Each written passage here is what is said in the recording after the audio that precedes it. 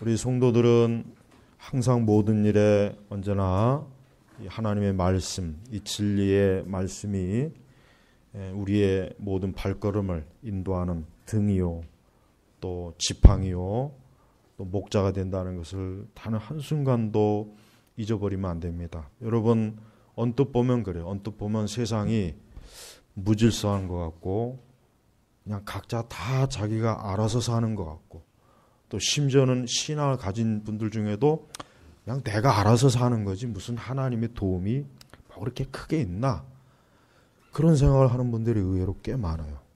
그건 참 안 좋은 생각이에요. 우리는 매사에 언제나 하나님하고 관계없는 건 아무것도 없는 거예요. 세상에 좋은 일이든 나쁜 일이든 내 개인의 일이든 어떤 것도 하나님의 손에서 그것이 연계되지 않는 것은 단 한 가지도 없습니다. 정말 단 한 가지도 없는 거예요. 그래서 우리는 매사에 하나님의 그 섭리와 또 하나님의 지도하심을 정말 세심하게 바라볼 줄 아는 그 영적인 안목이 있어야 돼요. 그게 중요한 거예요. 그러한 영적인 안목이 있는 사람, 그러니까 많이 있는 사람하고 없는 사람, 아예 불신자들처럼 영적 분별력이 없어서 영적으로 소경, 까막눈인 사람, 이 세 종류의 사람이 있는 거예요. 그래서 우리 신자들일지라도 항상 영적인 안목이 늘 다른 사람보다는 더 뛰어나기를 소망해야지, 영적인 안목이 부족하면은 신앙을 가지고 있어도 늘 뭐라 그럴까, 영적인 방향이 아니라 하나님의 뜻을 벗어나고 잘못된 불순종의 길로 항상 많이 간단 말이에요. 자, 우리 잠언 16장 1절에 보면 마음의 계획은 사람에게 있어도 말의 응답은 여호와께로부터 나온다. 이 말씀이 뭡니까? 한마디 제가 다시 한번 쉽게 설명하면, 우리가 성도가 어떤 계획을 세울지라도, 어떤 계획을 가지고 있을지라도 그것은 하나님께서 이루고자 하시면 이루지만 하나님께서 이루주시지 않으면 못한다는 거예요. 자, 아주 간단하게 쉽게 그냥 주석을 제가 해석을 한 거예요. 그러니까 무엇인지 간에, 자, 우리가 어떤 계획을 세워요. 그게 뭐든지 좋습니다. 우리가 살면서 계획을 많이 세우잖아요. 뭐 내 개인의 계획, 가정의 계획, 뭐 다 많아요. 그것이 어떤 것인지 간에 그 계획을 사람이 세운다고 해서 그것이 이루어지는 게 아니라 결국은 하나님께서 그 계획을 이루어 주셔야만 되는 거예요. 이게 결론입니다. 이게 결론이에요. 우리는 우리의 계획이, 어떤 내가 계획을 세우고 어떤 계획을 마음에 품어도 전제가 있어요. 내가 이렇게 아무리 계획을 잘 세우고 준비를 많이 하고 그렇게 해도 이것을 이루시는 분은 하나님이시다. 그러니까 그 하나님에게 내가 의지하고 하나님에게 기도하고 하나님에게 도우심을 구하는 것이 제일 중요한 거예요. 그걸 생각하지 않고 내 재주나 내 기술이나 또 사람의 도움, 특히 사람의 도움을 자꾸 받고, 그거는 100% 무너집니다. 절대 하나님께서 그거는 될 것도 안 되게 하셔요. 될 것도 안 되게 하시는 거예요. 우리는 매사에 내가 어떤 계획을 세워도 그 응답은 뭐예요? 하나님께로부터 오는 거예요. 하나님께 또 오기 때문에 이걸 잘 알고 있는 사람은 어떤 계획을 세울 때부터 벌써 하나님께 기도하고, 그 계획을 추진할 때도 하나님께 기도하고, 또 그 계획이 이루어지고 나서도 하나님께 기도하고, 설령 그 세워진 계획이 안 돼도 절대 그거 가지고 낙심하거나 그것 때문에 염려하거나 근심하지 않아요. 오히려 이게 안 되는 게 나에게 유익하구나, 이게 안 되는 게 오히려 나에게 좋은 거구나 하고 오히려 감사하고, 범사에 감사하라고 했으니까 항상 감사하고 기뻐할 수 있는 거예요. 그래서 여러분, 절대 우리 성도들은 세상을 살아가면서 어떠한 계획이든지 간에 그 계획은 하나님이 이루시는 겁니다. 그러니까 결론적으로 봤을 때 어떤 계획이 이루어졌다 했을 땐 이게 하나님이 이루신 거구나, 그렇게 여기면 되고, 안 됐어요. 그러면 하나님이 막으셨구나, 하나님께서 허락하지 않는구나, 이렇게 여기면 됩니다. 그게 결론이에요. 쉽죠. 쉽긴 한데 그러나 실제로 이렇게 말씀대로 살아가는 사람은 별로 안 돼요. 보면은 전부가 다 내 마음, 그냥 내가 원하는 계획, 내가 내 뜻대로, 내가 내 마음대로 신앙, 믿음, 기도도 없어요. 말씀도 살펴보질 않아요. 또 목회자하고 상담도 안 해요. 그냥 무조건 해야 하는 거예요. 무조건 그냥 생각이 났다고 해서 무조건 처리해 보는 거예요. 하지만 그거는 반드시 안 되게 돼 있어요. 하나님 기뻐하지 않아요. 우리 마음속에 하나님이 없는데 하나님께서 그걸 되게 하시겠습니까? 하나님의 손길과 하나님의 섭리를 바라보지 않는데 하나님께서 잘 되도록 하나님께서 넉넉하게 축복해 주시겠습니까? 절대 그렇지 않습니다. 그래서 여러분, 마음의 계획은 사람에게서, 계획을 세우는 건 얼마든지 할 수 있어요. 얼마든지 계획을 세우는 건 뭐가 어렵습니까? 그러나 그것이 되고 안 되고는 하나님에게 있는 거예요. 하나님에게 있는 거예요. 이것만 잘 믿고 이것만 명심한다면 우리가 세상을 살면서 되고 안 되고 때문에 이렇게 마음에 상처를 입거나 그것 때문에 근심하거나 그것 때문에 괴로워할 일은 없어요. 적어도. 그래서 우리는 매사에 모든 계획을 이루시는 분은 하나님이시다. 모든 계획을 완성하시는 분도 하나님이시다. 그러니까 나는 그거 쉽든지 어렵든지 간에 하나님에게 맡기고 하나님께 기대고 하나님을 의지하면 될 것이다라는 그 믿음을 가지고 사는 거예요. 또 2절로 넘어가면 사람의 모든 행위가 자기 보기에는 깨끗하여도 여호와께서는 심령을 살피신다. 그렇죠. 사람은 항상 이 자기 중심이잖아요. 사람은 근본적으로 자기 중심이란 말. 사람은 어떻게 하든지 보면은 자기 행위를 합리화시켜요. 분명히 잘못된 건데도 불구하고 보면은 합리화시키는 거. 나는 틀림없다. 나는 잘못한 게 없다. 나는 절대로 그릇될 일이 없다. 그러니까 인간은 근본적으로 자기중심적이라고. 자기중심적. 이게 어쩔 수가, 원래가 그런 거예요. 원래가. 그러나 실제로 뭡니까? 실제로는 하나님 보시기에는 잘못된 일들이 얼마나 사실은 많습니까? 우리는 아까도 얘기했지만 어떤 계획을 세울 때부터 이게 하나님이 기뻐하시는 걸까? 이게 하나님이 좋아하시는 걸까? 이게 말씀에 일치되는 걸까? 아니면 하나님의 계명을 불순종하는 걸까? 먼저 계획을 세울 때부터 그래야 되는데 일단 계획을 세워놓고 나서 그냥 계속해서 수정하는 거야. 수정. 하나님께서는 그렇게 계획을 세워놓는 사람이 순순히 그 계획대로 되도록 놔두지 않겠죠. 하나님의 뜻대로 되도록 자꾸 어려움도 주고 시험도 주고 길도 막히게 하고 될 것도 안 되게 하고 안 돼야 될 건 또 되게 만들어 버리고 하나님께서 뒤죽박죽 하는 거예요. 그게 하나님이 하시는 거예요. 우리는 애초부터 계획을 세울 때부터 하나님께 의뢰하고 하나님과 상담하고 하나님의 말씀에 딱 기준에 맞는지 아예 계획을 세울 때부터 그렇게 하면 돼요.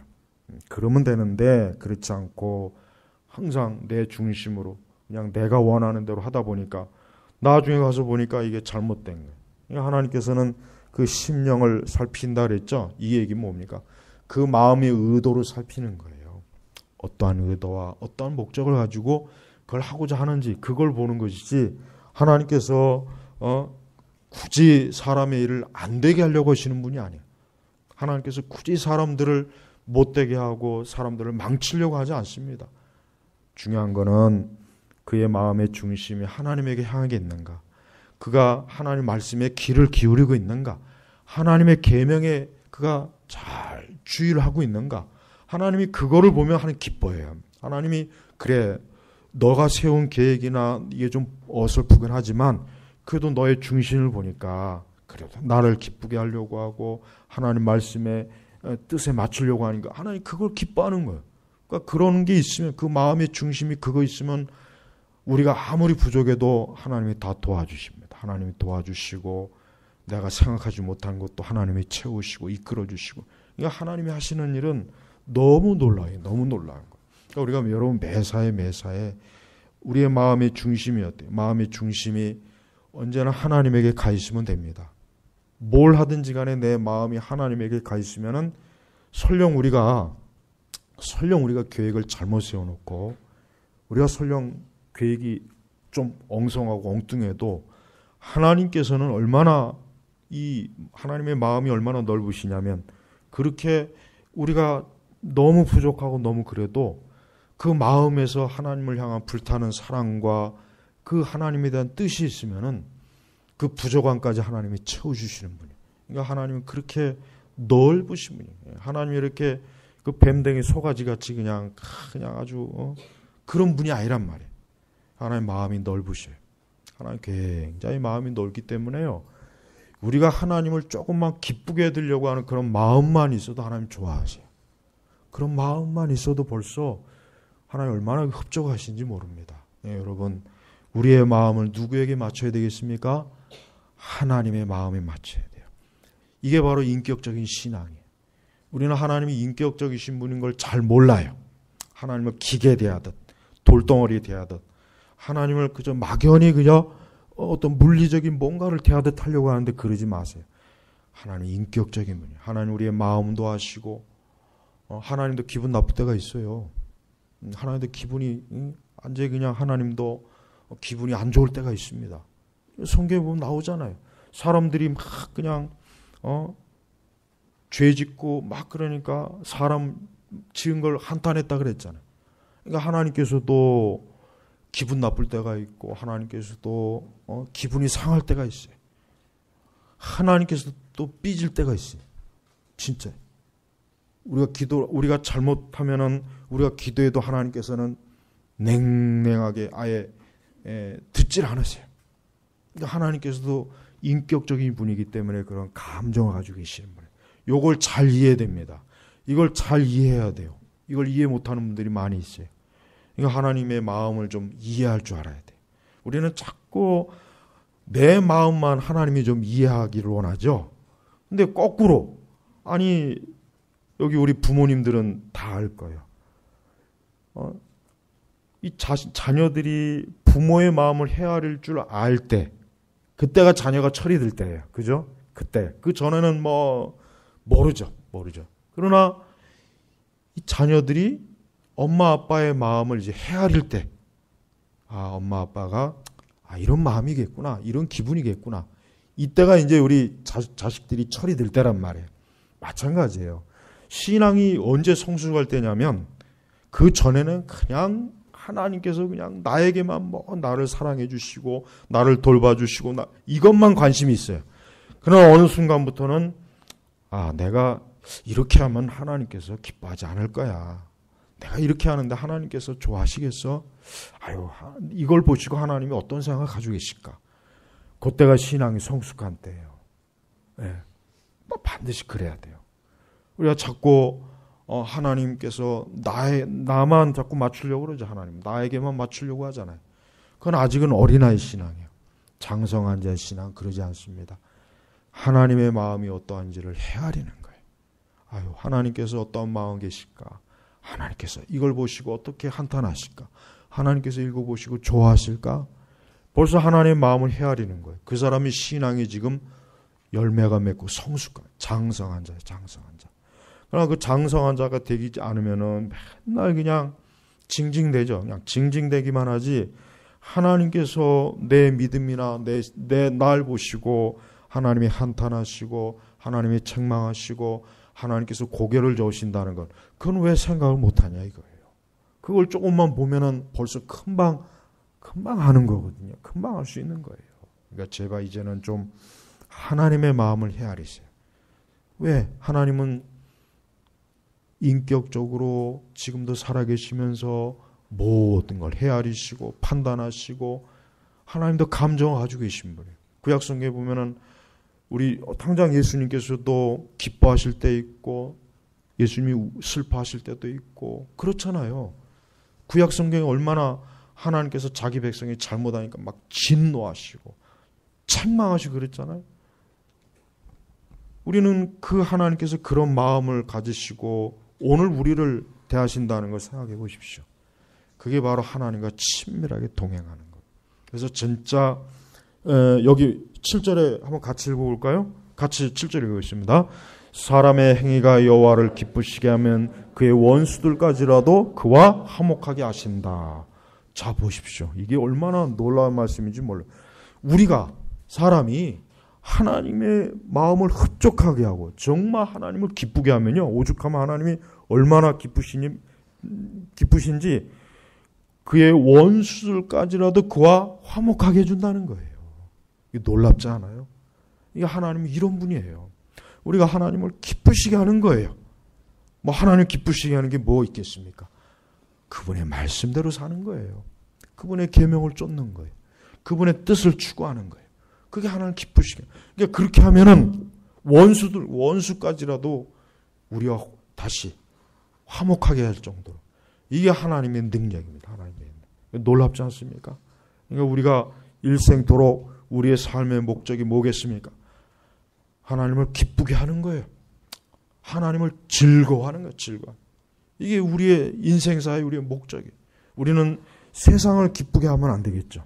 세상을 기쁘게 하고 내가 바울이 그랬죠.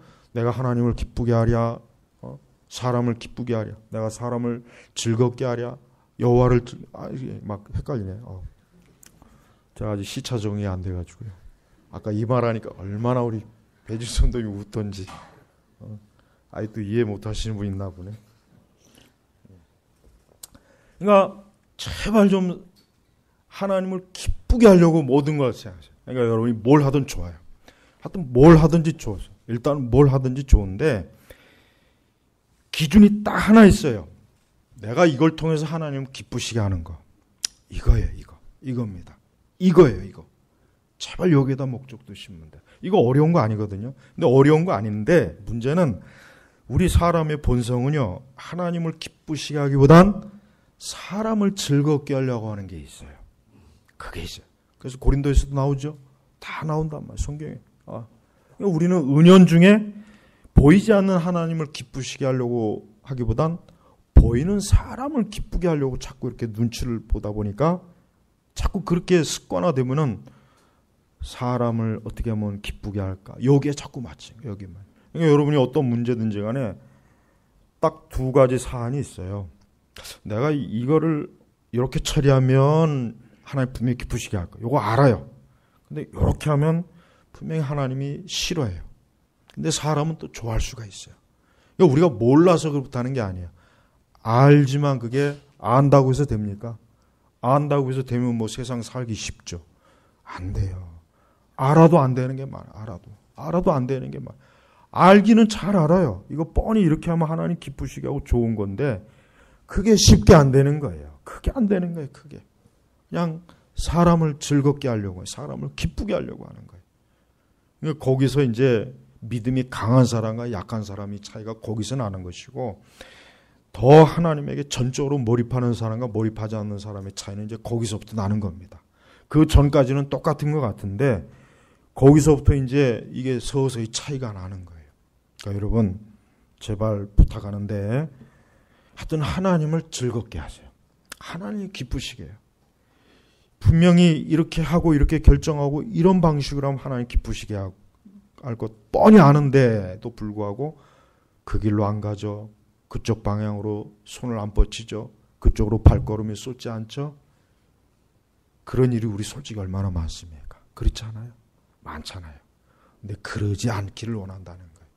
예, 오죽하면 왜 이런 7절 말씀이 이렇게 사람의 행위가 여호와를 기쁘시게 하면 그러니까 하나님 얼마나 기쁘면 그냥 그래 너하고 원수인 사람까지도 내가 화목하게 해줄게.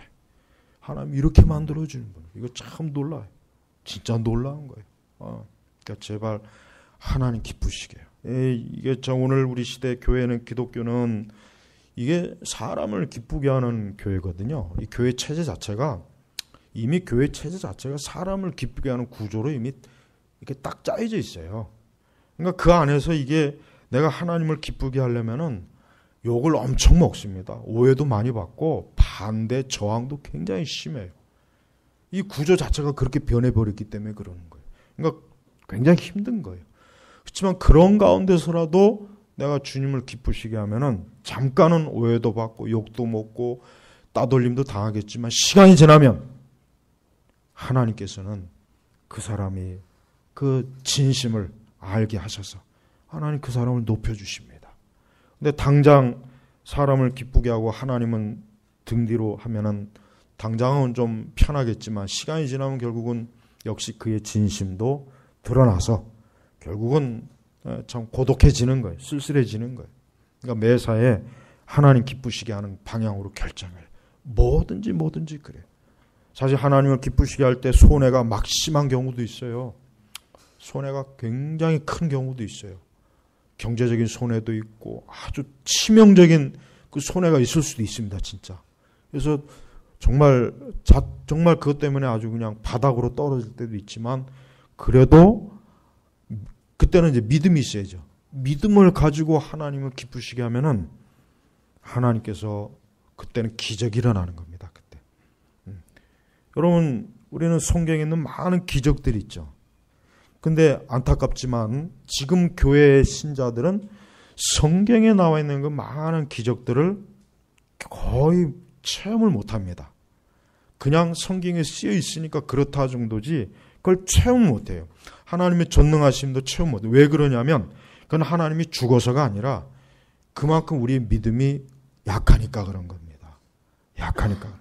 그러니까 지금도 우리의 믿음이 온전하면 하나님의 살아계신 그 기적과 능력을 보여주십니다. 그래서 그때 그런 걸 경험하게 되면 깜짝 놀라는 거예요. 야, 진짜 하나님이 살아계시는구나. 하나님의 능력이 정말 대단하신 분이구나 하는 걸 체험하게 되는 거예요. 그러니까 제발 하나님을 기쁘시게 하세요. 그러면요, 정말 거기서 또 기적이 일어납니다. 거기서 또 기적이 일어나요. 정말 기적이 일어납니다. 그래서 도저히 사람의 방법으로 안 됐던 것도 해결이 되고 사람의 힘으로 그렇게 하려고 했던 것도 안 되는 것도 하나님이 되게 만들어버려요. 이게 하나님의 능력이에요. 그러니까 우리는 제발 하나님이 지금도 살아서 역사하신다는 걸 이거를 지식으로만 이렇게 들어서만 알지 말고 정말 그런 것을 내가 체험을 해야 그래야 우리의 기독교 신앙이 우리의 믿음이 이게 죽은 게 아니라 이게 살아있는 신앙이라는 걸 알게 되는 겁니다. 그러니까 이런 것을 체험한 분들이 드물어요. 그러다 보니까 신앙은 자꾸 그냥 흔히 얘기해서 관념적이 돼. 지적으로만 될 뿐이지 이게 단 한순간도 한 발자국도 이게 나아가지 못해요. 제발 여러분 하나님을 기쁘시게 하세요. 이제부터 그런 각오를 두세요. 내가 앞으로 주님 앞에 가는 날까지 나는 하나님을 기쁘시게 하는 일에 내 인생의 모든 걸 거기에다 딱 초점을 맞출 것이다. 사람을 기쁘게 하지 말고 하나님을 기쁘시게 하자. 그렇게 하는 거예요. 자, 우리 3절로 넘어갑니다. 3절 같이 읽겠습니다. 너희 일을 여호와께 맡기라. 그리하면 너희 계획이 이루어질 것이다. 자, 우리 9절 같이 읽겠습니다. 사람이 마음으로 자기 길을 계획하나 그의 걸음을 인도하시는 이는 여호와이시다. 자, 보시죠. 자, 1절, 3절, 9절 말씀이 다 짝이 되는 말씀이에요. 그러니까 우리가 어떤 계획이나 어떤 목적이 있죠? 우리는 그것을 누구에게 맡겨야 되겠습니까? 하나님에게 맡기는 거예요. 하나님에게 맡겨야 그 계획이 이루어진다고 했어요. 근데 안 맡기면은 안 이루어지는 거예요. 여기서 분명히 그랬어요. 여기서 너의 일이 뭐겠습니까? 뭐든지 좋아요. 9절에 사람이 마음으로 자기 길을, 이 길이나 일이나 계획이나 같은 거예요. 동일한 거예요. 동일한 걸 지금 다르게 표현했을 뿐이에요. 그러니까 사람이 자기 길을 계획하나, 이런 계획하고 있는 게 뭡니까? 지금 계획하는 거, 앞으로 계획하는 거, 장래를 위한 계획, 어떤 것인지 좋습니다. 그거를 이루고 싶으면은 하나님에게 맡겨야 돼요. 하나님을 의지해야 됩니다. 하나님의 지혜를 구하고 하나님의 도우심을 구하고 하나님에게 철저하게 의뢰하면은 그게 이루어진다 그랬어요. 이루어집니다. 하나님께서 이루어 주신다고 했기 때문에 이루어지는 거예요. 안 이루어지면 안 돼요. 반드시 이루어지게 돼 있어요. 그러니까 너의 일을 여호와께 맡겨라. 여기서 너의 일이라고 하는 것은 무한정이에요. 무한정입니다. 크든지 작든지 뭐든지 좋아요. 여기다 다 쏟아부어도 채워지질 않습니다. 여기다 이 말씀에다 아무리 큰 걸 쏟아부어도 채워지질 않아요. 여러분 저 바다에다가 산을 던져 놓는다고 해서 바다가 그걸 감당 못 해갖고 물이 넘치겠습니까? 천만에요. 여러분 우리가 생각하기에는 우주가 적은 것 같죠. 아니 이 지구가 적은 것 같죠. 근데 실제로 지구는 굉장히 크대요. 엄청 큰 거랍니다. 우리가 자꾸 저 태양하고 비추다 보니까 지구가 콩알만 하지 실제로 이 지구는 굉장히 크고 광대하답니다. 그러니까 이 바다의 넓이가 육지보다 넓잖아요. 이 바다의 이 양은 상당히 대단한 거라고 하더라고요. 그러니까 저 바닷속에다 아무리 큰 걸 집어넣어봐야 표시도 안 나는 거예요. 표시도 안 나는 거예요. 표시도 안 나요. 여러분이 바닷물 한 바가지 퍼왔다고 해서 바닷물이 반이나 줄었네. 바다가 이럴 리가 있겠습니까? 천만에 없어요. 마찬가지예요. 우리가 하나님 앞에 아무리 무거운 아무리 어려운 걸 하나님께 맡긴다고 해서 하나님께서 이거는 힘들어서 도저히 안 되겠다. 야 이거는 다음에 하자. 다음에. 좀 더 가벼운 거, 좀 쉬운 거 가져와라. 하나님 이런 말씀이 있습니까? 없어요. 성경에는 하나님이 어려워서 못하실 일이 있겠느냐, 여호와께 불가능한 것이 있겠느냐, 이런 말씀이 있어요. 그러니까 우리는 제발 하나님 앞에 담대하게 뭐든지 좀 가지고 나와야 돼요.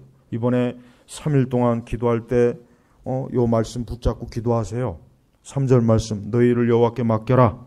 또 9절에 사람이 마음으로 자기 길을 계획하나 그 걸음을 인도하시는 이는 여호와시다. 저는 이 9절 말씀을 너무 많이 체험했기 때문에 제가 제 개인적으로는 많이 체험을 해서 그런지 계획을 안 세웁니다.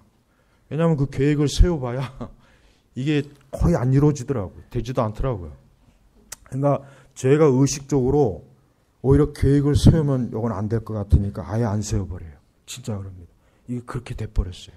그렇다고 해서 계획을 세우지 말라는 건 아닌데 하여튼 계획을 세울 때 하나님에게 의지하라는 얘기예요. 의지하라는 얘기. 그거 뭡니까? 기도하라는 얘기죠. 맡기는 게 뭐예요? 기도예요. 기도. 기도하라는 거예요. 어떻게 맡깁니까? 기도로 맡기는 거지 뭐 우리가 무슨 다른 방법이 없어요. 그러니까 제발 이번에 3일 동안 기도할 때 내가 왜 특별히 이 기도를 자꾸 이걸 얘기하냐면 요즘 기도회가 약간 좀 이게 약간 기도회가 좀 있다 보니까 3, 4, 5 이 기도회가 내가 보니까 좀 기도의 열기가 좀 식어진 것 같아요. 나 가만히 보니까 이상하게 식어진 것 같아요. 그래서 이게 또 기도회가 이게 또 형식화됐구나. 큰일 났다 이거. 그래서 이번 6월 달에는 좀 특정 기도 제목을 가지고 기도하라고 제가 하는 이유가 바로 그것 때문에. 특정 기도 제목을 가지고 하나님 앞에 좀 기도해라. 특정 기도 제목 뭐 있을 거 아니에요. 그 기도 제목을 가지고 하나님 앞에 기도했을 때 진짜 하나님께서 그 기도를 응답하실 것이다라는 믿음을 가지고 나와서 기도하면 하나님 응답해 주시는 거예요. 그러니까 제발 좀 기도할 때 뭐 기도를 내 기도야 뭐 언젠가 이루어지겠지. 그렇게 그런 잘못된 평안함은 가지지 말고 내 기도는 이번에 반드시 응답되지 않으면 내가 살 수가 없습니다. 이런 기도를 가지고 이렇게 절박한 마음으로 기도를 해야 하나님께서 기도에 응답하시는 거지. 그렇게 지극히 평안한 마음으로 기도를 하면은 하나님도 지극히 평안한 마음으로 오래도록 묶어두시는 거예요. 왜 그걸 모르냔 말이에요. 왜 그걸. 그러니까 여러분 기도할 때는 절박감을 가지고 기도해야지 지극히 평안한 마음 가지고 기도하면 안 됩니다. 그건 기도 응답이 느리더라고요. 확실히 기도 응답이 느려요. 내가 막 재촉해야 돼. 하나님 앞에 막 재촉을 해야 됩니다. 시편을 보십시오. 시편 기자들이 막 재촉을 하잖아요. 여호와의 언제까지입니까? 언제 막 재촉하는 거예요. 예수님 비유에도 잘못된 재판관에도 날마다 가서 들볶는 과부가 나오잖아요. 그럼 뭘 얘기하는 겁니까? 우리가 하나님 앞에 나아갈 때는 하나님을 들볶아야 돼요. 잠시도 하나님께서 정말 그냥 계시도록 우리가 놔두면 안 돼요. 하나님을 들볶는 거예요. 들볶는 아주 달달 들볶는 거예요. 응? 애들이 막 사달라고 들볶으면 결국 사주잖아요. 똑같습니다. 하나님도 우리가 들볶으면 하나님 내놔요. 근데 우리가 들볶지 않으면 하나님 안 내놓습니다. 하나님의 인격적인 분이기 때문에.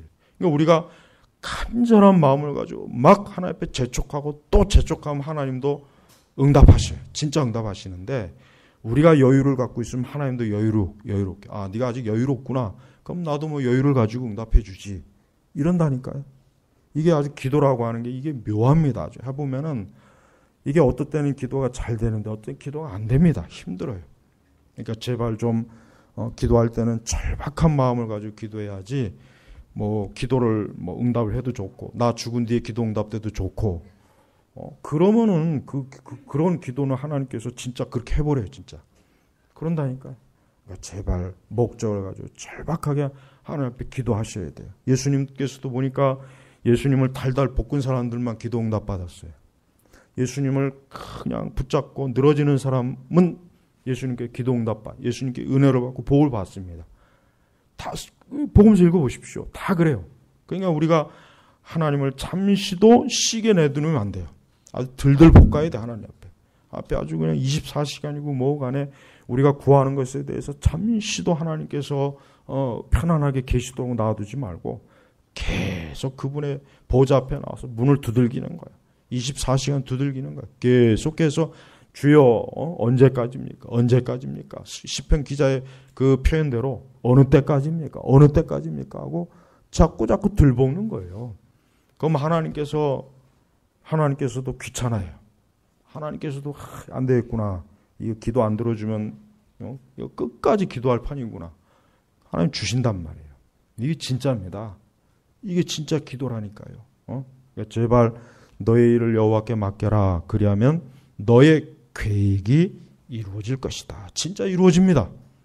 정확하게 이루어져요. 정확하게. 이게 얼마나 좋은 말씀. 우리가 이런 말씀만 가지고 있어도 우리가 세상에 두려워할 게 뭐가 있고 염려할 게 뭐가 있고 근심할 게 뭐가 있습니까? 다 하나님께서 이렇게 해주시는데 그러니까 제발 이런 말씀을 좀 실제로 이 말씀을 좀 경험을 하세요. 경험. 이 말씀을 듣고 읽고 끝나지 말고 정말 경험을 하시란 말이에요. 경험. 신앙은 경험이 없으면 안 됩니다. 다른 말로 하면 체험이 없으면 신앙은 아니에요. 체험이 없으면 신앙은 오래 못 가요. 오래 못 갑니다. 체험이 있어야 돼요. 체험이 많은 사람하고 체험이 적은 사람하고 차이는 벌써 이미 나요. 벌써 이미 믿음의 차이도 나고 모든 면에서 이게 나게 돼 있어요. 어쩔 수가 없어요. 이거는. 그러니까 제발 이제부터라도 하나님 앞에 맡기고 기도하고 우리의 모든 계획을 주님께 이루어지도록 주님께서 반드시 이루어질 것이다. 반드시 모든 섭리의 시계바늘을 다 하나님이 조정하셔서 때가 되면 이루어질 것이다 라고 하는 믿음을 가지고 계시란 말이에요. 4절로 넘어가면은 여호와께서 모든 것을 그분의 목적에 따라 만드셨으니 심지어 악인도 재앙의 날을 위해 만드셨다. 이게 여러분 세상에 쓸모없는 게 없어요. 악인도 필요한 거예요. 우리는 우리만 같아서는 좋은 사람만 있으면 좋겠죠. 근데 여기 보니까 악인도 재앙의 날을 위해 만드셨다. 그 재앙 앞에다 문자 집어넣으면 좋겠어요. 재앙 앞에다가 악인도 문재앙의 날을 위해 만드셨다. 또 그러면 안 되죠. 또 성경에다가 또 가감하지 말라 그랬는데.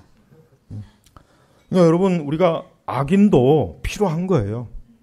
근데 그걸 우리는 모릅니다. 하나님께서 도대체 저 악인을 왜 저런 괴물을 저렇게 청와대에 세웠을까? 왜 저런 괴물 같은 자들을 보면은 왜 저런 악인들을 악인도 또 오래 살아요. 오래 살아. 빨리 죽지도 않아요. 또 오래 살아요. 근데 여기 보니까 여호와께서 모든 것을 그분의 목적에 따라 만드셨으니 그분의 목적. 뭔가 하나님의 궁극적인 목적이 있어요. 목적. 이 목적을 이루기 위해서 악인도 필요한 거예요. 악인. 그러니까 여러분 우리가 이제 우리나라 상황을 볼 때 전 그래요. 야, 왜 하나님께서 이 나라가 이렇게 참 이 가장 중요한 때 가장 좀 제대로 된 통치자가 나왔으면 좋았을 텐데 가장 상황이 나쁠 때 가장 재앙을 몰고 올 사람이 저렇게 대통령이 돼버렸단 말이에요. 이런 걸 볼 때마다 이게 도저히 우리는 인정하고 싶지 않고 받아들이고 싶지 않지만 하나님 편에서는 뭔가 있는 거예요. 뭔가 있는 거예요. 하나님께서는 뭔가 목적을 이루기 위해서 악인도 그 목적을 위해서 그를 내세운 거란 말이에요. 그러니까 우리는 좋은 사람만 이 세상에 있다고 생각하면 안 되고 있을 필요가 없어요. 악인도 있어야 되는 거야. 악인도 있어야 뭔가 하나님께서 뭔가 목적을 이루는데 쓰시는 거예요. 쉽게 얘기하면 가룟 유다가 있으니까 예수님이 십자가에서 팔 놈이 있는 거 아니겠습니까? 12제자 중에 다 좋은 사람만 있으면 누가 예수님을 팔겠어요? 그래도 가룟 유다 한 사람 있으니까 예수님 팔아먹고 그로 인해서 구속의 사건이 이루어지고 얼마나 좋습니까? 그러니까 하나님 편에서는 그렇게 이루는 거예요. 그러나 악인은 되면 안 돼요. 그러나 우리 성도들은 악인의 길은 가면 안 됩니다. 왜 그러느냐? 악인도 재앙의 날을 위해, 쉽게 얘기하면 악인의 용도는 다른 거 없어요. 재앙 때문에요. 재앙 때문에.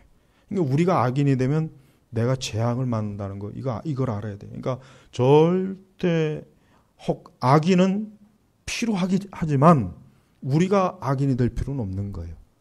우리가 악인이 되면 내가 재앙을 얻잖아요. 그러니까 절대 성도는 의로운 길로 가야지. 의인으로 남아있고 의인의 길로 가야지 악인의 길은 가지 마십시오. 악인은 하나님의 손에서 필요하겠지만 결국은 그 악인은 재앙으로 멸망하는 겁니다. 멸망하는. 그래서 예수님께서 가룟 유다를 향해서 뭐라 했습니까? 저는 차라리 태어나지 않았을 게 더 좋았을 뻔했다. 맞아요. 그 말은 맞는 말이에요. 예수님을 파는 악인이 되느니 태어나지 않는 게 더 낫죠. 그러나 어쨌든 예수님을 팔 누군가는 있어야 되는 거예요. 섭리 가운데. 그러나 그런 악인이 내가 될 필요는 없는 거예요. 우리는 세상을 살면서 우리는 악인의 길을 가지 말고 악인과 손잡지 말고 악인과 동업하지 말고 악인과 함께하지 않아야 됩니다. 그렇지 않으면 그가 재앙을 받을 때 같이 받는 거예요. 같이 받고 같이 재앙의 세를 받아서 무너지는 거란 말이에요. 그러니까 세상에 목적이 없는 게 없어요. 다 목적이 있는 거예요. 목적. 이게 참 묘한 거예요. 이게 하나님의 섭리예요. 이 세상에 악인들이 얼마나 많아요. 악인이 없는 세상이 되면 좋을 것 같지만 그러나 악인이 있어야 그 악인이 또 하는 역할에 따라서 세상이 돌아가거든. 돌아가는 거예요. 돌아가는 거.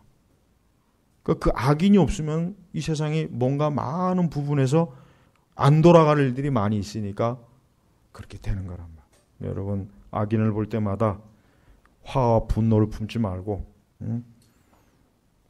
오히려 저 악인도 뭔가 하나님의 손에서 뭔가 도구가 될 거라니 도구가 되기 때문에 저렇게 있는 거지. 그러나 반드시 저 악인은 멸망할 거다라는 그 생각을 가지고 있으면 되는 거예요. 자, 5절로 넘어갑니다. 마음이 교만한 모든 사람을 여호와께서 혐오하시니 서로 손을 잡을지라도 벌을 면치 못할 것이다. 자, 우리 18절 보겠습니다. 5절하고 짝이 바로 18절에 나왔어요. 18절 같이 읽겠습니다. 교만은 파멸의 선봉이며 거만한 마음은 넘어짐의 앞잡이다. 그래서 하여튼 교만한 것은 하나님이 혐오한다 그랬어요. 혐오. 그리고 교만은 멸망이에요. 무너지는 거예요. 거만한 마음은 넘어짐의 앞잡이다. 그러니까 우리 항상 성도는 겸손입니다. 첫째도 겸손. 어거스틴의 기도가 있잖아요. 첫째도 겸손, 둘째도 겸손, 셋째도 겸손. 그러니까 사람은 겸손하면 하여튼 그것만 사람이 겸손하기만 하면 사람이 복을 받아요. 겸손하기만 하면 사람은 문제가 없어요. 근데 교만하기 때문에 문제가 생겨요. 뭐든지 교만하면 다 문제가 생기는 거예요. 교만하니까 결국은 넘어지는 것이고 교만하니까 실수하는 것이고 교만하니까 죄가 생기는 것이고 교만하니까 무너지는 것이고 교만하니까 이 말씀대로 파멸, 넘어짐. 하여튼 교만이 우리 마음속에 있지 않도록 늘 겸손해야 돼. 늘 마음에 겸손해야 되고 자기를 낮추고 늘 하나님 앞에서 나는 죄인이지. 나 같은 죄인이 구원받았고 나 같은 죄인이 하나님의 은혜로 살았는데 늘 겸손해야지. 자기를 늘 낮추는 거예요. 이게 하나님 기뻐하는 거예요. 자기를 낮출 때 하나님께서는 그를 높이는 거예요. 여기 보니까 마음이 교만한 모든 사람을 여호와께서 혐오하신다. 얼마나 하나님이 꼴보기 싫어하면 혐오라는 표현을 쓸 거예요. 그리고 그들이 서로 손을 잡아봐야 벌을 먹지 못할 것이다. 벌을 먹지 못하는 거예요. 그러니까 마음이 교만한 것은 오래 가지 못합니다. 교만한 자들은 오래 못 갑니다. 교만한 자는 결국 망하는 거예요. 교만한 자들은 결국 무너지는 거예요. 그럼 누가 교만한 겁니까? 그럼 교만한 사람의 특징이 뭐겠습니까? 첫째로 교만한 사람의 특징은 하나님께 기도 안 하는 사람이에요. 기도 안 하는 사람이 교만하. 기도 안 하는 사람. 기도 안 하는 사람이 최고의 교만의 왕자에 등극할 첫 번째 사람이에요. 첫 번째 사람. 하나님께 기도 안 하고 어떻게 이 세상을 삽니까? 하나님께 기도 안 하고 어떻게 악인이 그 구더기보다 많은 이 세상에 어떻게 살겠어요? 교만한 거예요. 그러니까 기도 안 하는 사람은 교만하다고 하는 거 딱지가 벌써 이미 붙은 거란 말이에요. 그러니까 기도해야 돼요. 또한 교만한 사람의 두 번째 특징은 뭡니까? 그 사람은 말씀을 무시합니다. 말씀을 무시해요. 말씀대로 순종하고 따라가야 되는데 아니 말씀대로 안 해요. 자꾸 불순종해요. 그러니까 자기의 경험과 자기의 지식을 내세우는 거예요. 그건 교만한 거예요. 교만한 거. 그러니까 벌써 교만한 사람들은 딱 봐요. 벌써 하나님 말씀을 듣기 싫어해요. 하나님의 교훈을 듣기 싫어해요. 하나님의 뜻을 알고자 하는 마음 자체가 없어요. 그냥 내가 하고 싶은 대로 할 거야. 내 생각대로 할 거야. 내가 원하는 대로 할 거야. 이게 교만한 거예요. 교만한 거. 기도 안 하고 말씀 무시한 거. 이거 교만의 양극이에요. 교만의 양극. 그러니까 절대 그러면 안 돼요. 또한 교만한 사람은 자기를 가장 높이는 사람이 교만한 사람이에요. 자기를 가장 높이는 사람. 자기를 낮춰야 돼. 낮춰야 돼. 자기를 낮춰야 되는데 자기를 높이는 거예요. 헤롯이 교만하다가 충이 벌레가 먹어서 죽었다 그랬죠. 성경에 봐요. 지가 잘났다고 막 앞에서 설치다가 하나님께서 치셨잖아요. 이 교만한 인간아. 그러니까 절대 우리는 자기를 드러내면 안 돼요. 자기를 낮추고 자기를 감추고 하여튼 자기를 낮춰야 돼요. 여러분 혹시 두더지 게임 알아요? 두더지 게임?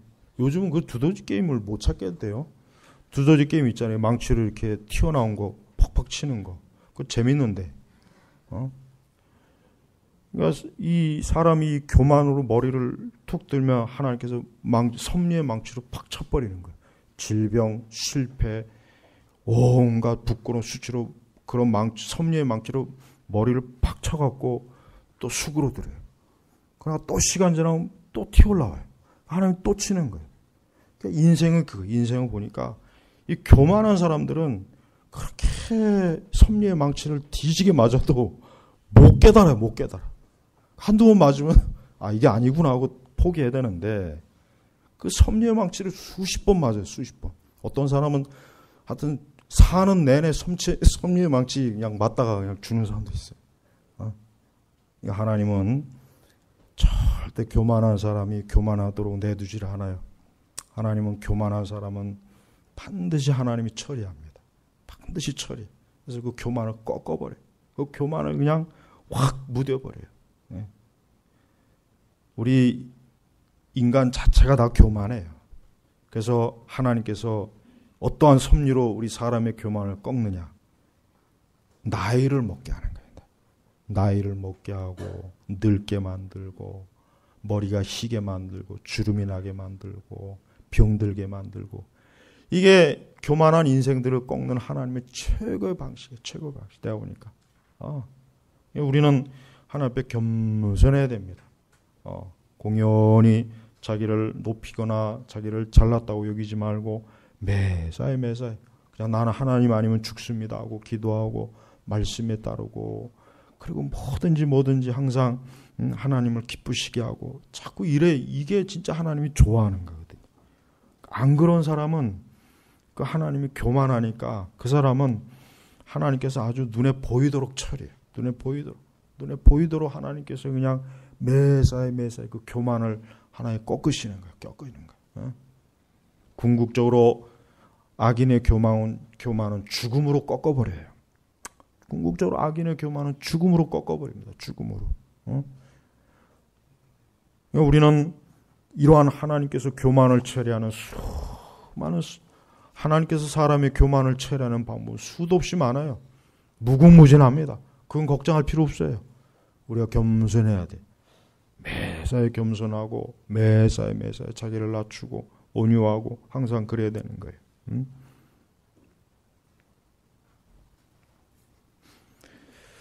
자, 말씀을 맺겠습니다. 자, 하나님께서는 이 땅의 모든 것들을 지켜보십니다. 사람의 모든 걸 살피십니다. 우리 마음의 계획, 우리의 생각, 우리의 뜻, 우리의 가는 발걸음도 하나님 인도하셔요. 사람이 발걸음까지도 하나님께서 정해놓으십니다. 내가 정하는 게 아니에요. 그 발걸음까지도 하나님께서 정하셔요. 1분의 차이로 어떤 사람은 살고 어떤 사람은 죽어요. 여러분 전쟁터에서 왜 어떤 사람은 살고 어떤 사람은 죽겠습니까? 하나님께서 그렇게 하신 거예요. 하나님께서 그렇게 하시니까 어떤 사람은 전쟁터에 나가서 살기도 하고 어떤 사람은 죽기도 하고 그게 다 하나님이 역사하시는 거예요. 그러니까 인생 사는 별거 없어요. 그냥 하나님에게 자기 자신을 전폭적으로 맡기고 그분의 말씀대로 그냥 처음부터 알아서 순종해야지 자꾸 고집 세우고 자꾸 불순종하고 자꾸 그냥 불신하고 그러면은 그래봐야 자기만 힘든 거예요. 그래봐야 자기만 힘든 거란 말이에요.